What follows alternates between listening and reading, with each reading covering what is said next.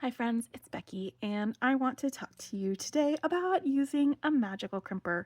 One of my friends had asked for a little bit more help, a little more in-depth of a tutorial for using the magical crimper instead of just the cursory instruction that I usually include in my other tutorials. So we're going to go a little bit deeper in depth with this today. We'll talk about how to find the best crimps to use with your magical crimper, what kind of wire works best, and even though I use mostly soft flex wire, other wires will work with this too. And just some tips and tricks to get it to work.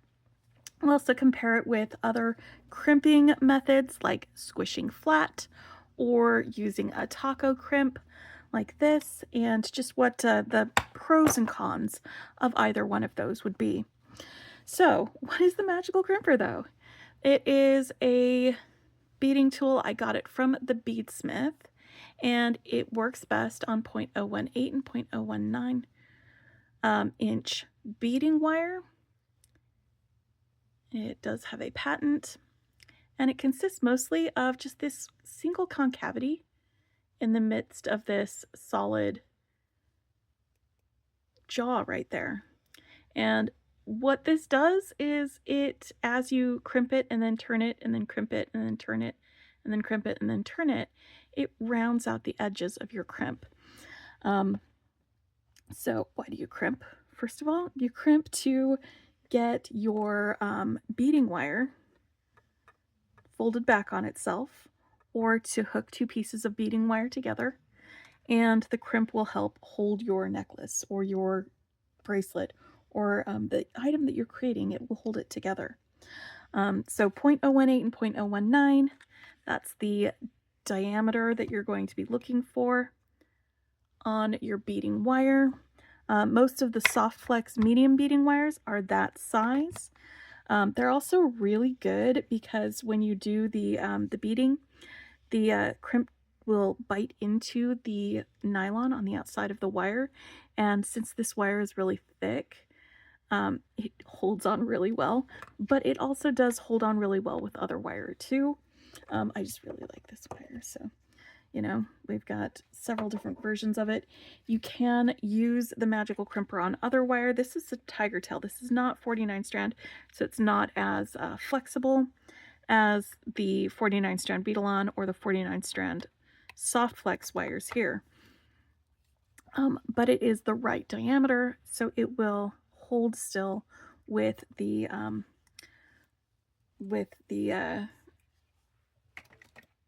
crimps. I use a lot of soft flex crimps. I've just got some extra bits of wire here. We're going to be doing crimping on that wire in a little bit for demonstration purposes, but I use the soft flex crimps a lot because they are solid. They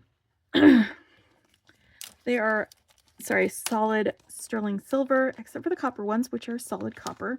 There are no seams in them, and they have these nice thick walls, so they just work really, really well in this crimper. Let me get this guy standing up right, and I'm going to pull out a couple more. These ones are Beadalon crimps, and I'll put that next to the soft flex so you can see it. These are some crimps that I got from like Amazon when I was first starting out doing crimping, and I tried them out the other day with my magical crimper, and they didn't work as well as these other crimps do. So let me just get one of these out here for side by side with the, so we've got the soft flex, and then we've got Beadalon on the other side. And these are 2 by 2 millimeter. So it's 2 millimeters on the outer diameter and 2 millimeters long, not 2 millimeters on the inner diameter. And these are some ones that I got from Bead Box Bargains, and they are not good at all. And I'm going to be using them in my demonstration to show you why you're going to want to look for good crimps when you do this. But I'm going to get these on here so we can look at the wall size in comparison with each other after I get these crimps out of here.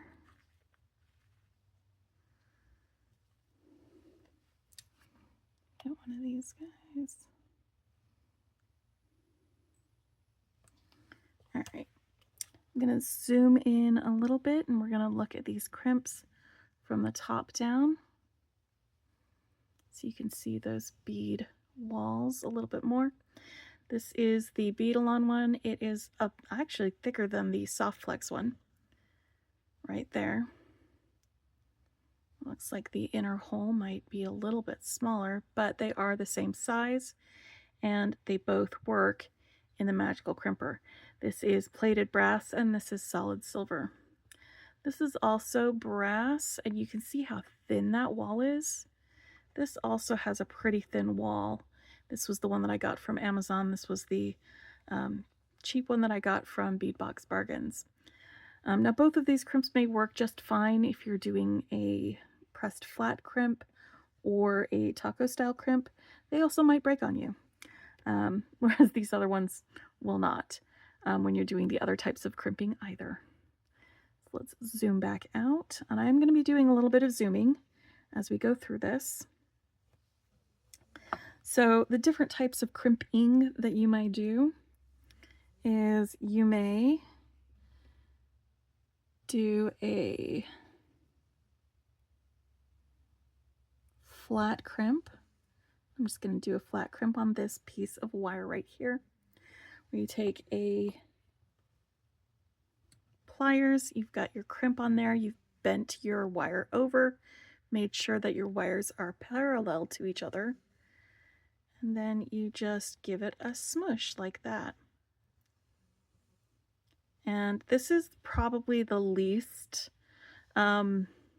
secure method of crimping. I have had things that I've used flat crimping on just fall apart on me because it either breaks or it doesn't hold, or after a while it just slips right through there. It also leaves you with pretty sharp edges, these sharp edges here on either side. So if you wear it just like this, you're going to have that digging into your wrist or your neck or something as you or your recipient is wearing it. So you would definitely, when you do this, would want to get some crimp covers to put on here and not just leave them like that. The other type of crimping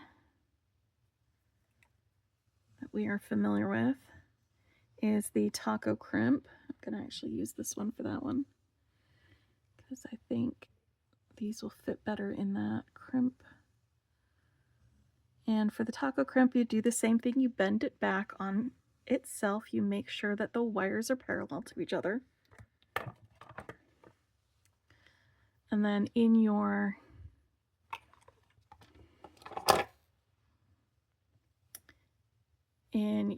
crimper, and this is one of those normal style crimpers, you've got two little areas right here.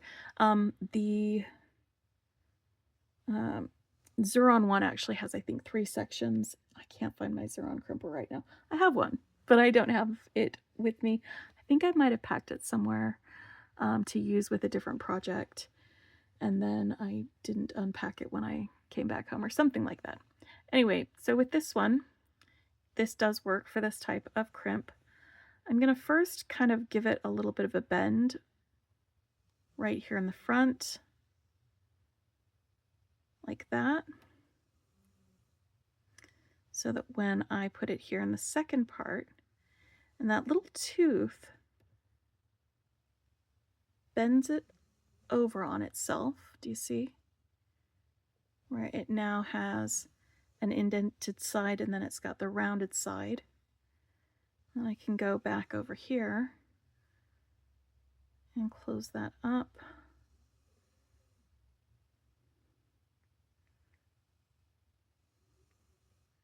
And that gives me a crimp, but I also have a sharp edge on that. And it is more secure than the flat crimp. But with that sharp edge, you are going to want a crimp cover on this one as well. But for the magical crimper, let me get that one out here. Let me get a silver one so we can see it easier against that wire. When you put the magical crimp on there, you've got your crimp and you bend it back and you do the same thing. Make your loop, keep your both ends of your wire parallel. Although this does work actually almost as well if they're crossing over. I just like, for neatness sake, to have them be parallel. There we go. So now that I've got this here with that round bit, I'm going to take my magical crimper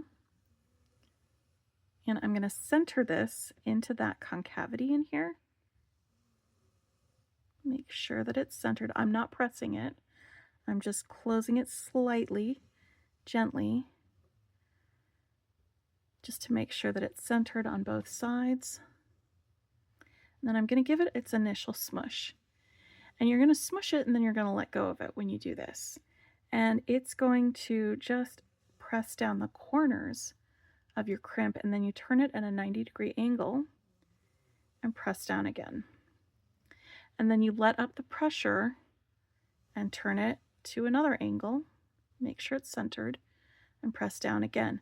Now I usually will open it and turn it without moving it. So, and it looks like I might be holding on to it while I'm turning it, but I'm not. I'm opening it, turning it, and then closing it. Open it, turn it, and then close it. Don't turn it while you're closing it, and you don't need to press super hard. What that does is it rounds out those sharp edges. It leaves you a little ball of crimp. It's very strong. And you don't need a crimp cover, which is one of the main reasons why I like using this.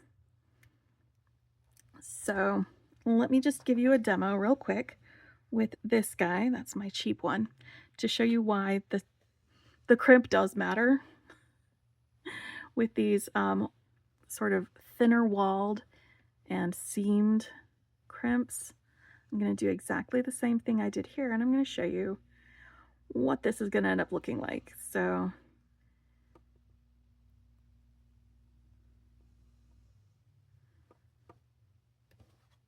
same process. Make sure it's centered. Give it its initial smush. And that went ahead and smushed down those corners.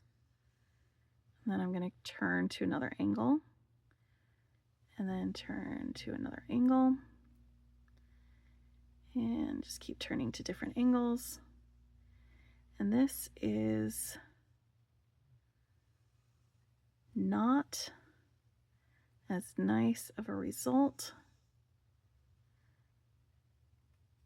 as the other one. Do you see how? I'm just going to zoom even closer in there. Do you see how the edges, instead of being rounded like this one, they're kind of folded and puckered? And that's because of the crimp quality. We had a better quality crimp over here on the right, and we had a poorer quality crimp on the left. I used the same technique, the same wire that I was beading on, the same crimpers, but one of these crimps was better than the other. So crimp quality, the type of crimp that you work, it is definitely going to matter with that. So what do you do if you're working on a wire and your crimp is sliding around on it? It's like turning instead of that. Well, one thing you might do is, if you're using a thinner wire, you might add an extra piece of wire in there to help it grip and hold on a little bit better. So if this was to turn, and I don't think it will actually,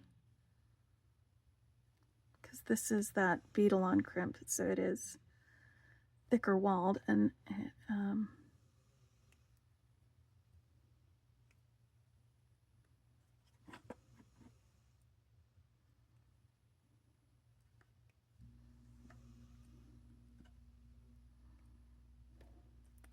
it is working just fine like that. Let me get a thinner, yeah, there we go. So flex fine. This is, instead of 0.018 or 0.019, this one is 0.014. And I'm just going to show you real quick with one of my crimps what it looks like when you use this type of wire. It's a thinner wire. And why you might want to add some more in, because you need something for it to grip onto when you do this. It's a little bit more important to match the diameter of your wire with your crimp. So there we go, 0.014, and I've got this 2x2 crimp tube on here. I'm going to start crimping it without adding any extra meat for the ravioli. And it crimps there in the corners. And then I crimp on the side. And I'm going to keep going around. And remember, I let go and then I turn. Let go and then turn. And it crimped, but it's not super secure. I'm actually surprised that it didn't just keep turning while I was doing it, because that's happened before when I've done it with these thinner crimps or thinner wires. So I'm actually a little surprised that it's working. That's fine though, because let's just grab another crimp and I'll show you what I mean by stuffing, adding another extra bit of wire in there to stuff the ravioli is what you're doing, because it looks like a ravioli when you first do that first crimp on there. So this is a thinner wire. I'm just going to stuff a little bit of one end of my wire, extra wire in there. So all I'm doing is just playing around with the crimps, and this is how you learn. This is how you can get better at doing the crimps. So I've got both of those in there, and this is just some extra wire I'm going to stick right in there so that when I do the crimp, there's a little bit more wire for the crimp to hold onto.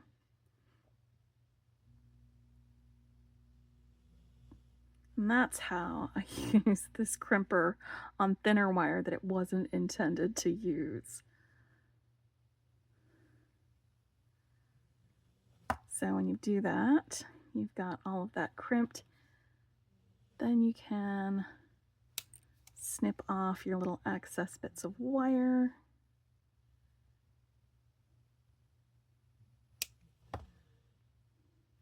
And everything's happy.